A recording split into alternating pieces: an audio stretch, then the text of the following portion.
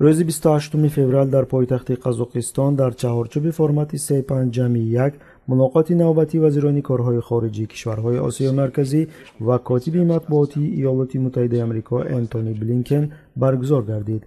موضوع رسمی این نشست بررسی تحریم‌های اعمال غربی دست جمعی علیه روسیه، رعایت آنها از جانب کشورهای منطقه و رفع تأثیر منفی این تحریم‌ها به اقتصاد کشورها بود. We are watching compliance with sanctions very closely and we're having an ongoing discussion with a number of countries including our C5 partners on the economic spillover effect.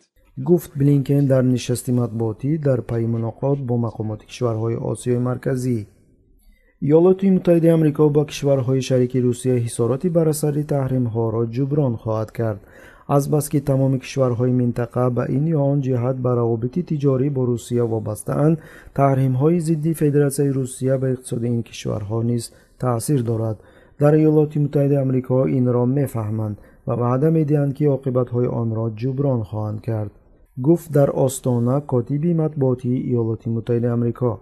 وی همچنین درباره جدا کردن 25 میلیون دلار مبلغ‌گذاری نو برای دستگیری رشد اقتصادی از جمله ایجاد راه‌های نوی تجارت و کمک به تجارت در دریافت بازارهای نوی صادراتی اعلام کرد.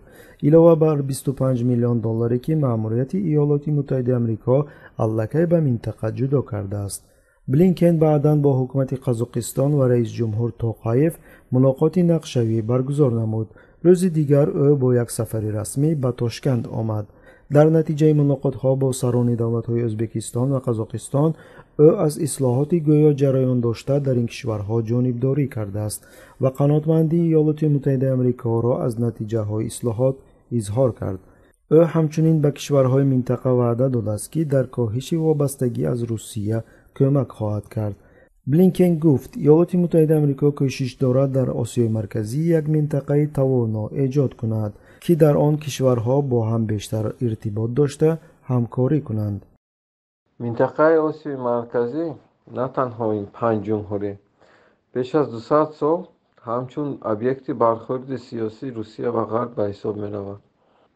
به سبب زرخریدی حاکمان تمام ملت ها با تحقیر، رنج و عذاب، کمبزاتی و حتی نابودشوی گرفتار شدند و تا حال گرفتار می شوند.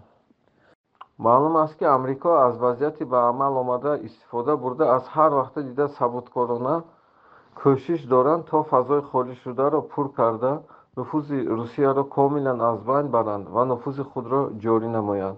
در برابر این مستحکم شدن موقع چین در منطقه مانع می شود. انتخاب شدن قزاقستان و ازبکستان و این مقصد تصادفی نیست، زیرا این دو کشور در منطقه بازیگران اساسی به حساب می روند و نسبت به دیگر کشورها از روسیه کمتر وابسته می باشند.